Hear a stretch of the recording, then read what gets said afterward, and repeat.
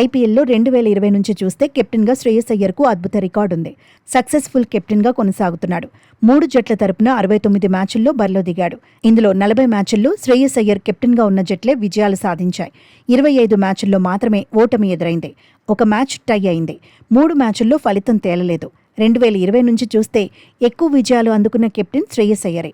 కెప్టెన్గా 2 జట్ల తరపున హార్దిక్ పాండ్యా బరిలో దిగాడు. 64 మ్యాచుల్లో 36 విజయాలు అందుకున్నాడు. 28 మ్యాచుల్లో ఓటములు చూశాడు.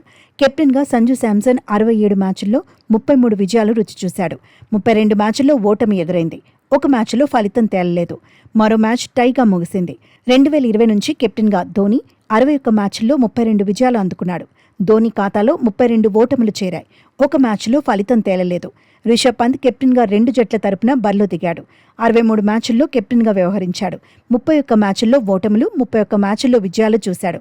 ఒక మ్యాచ్ టైగా ముగిసింది.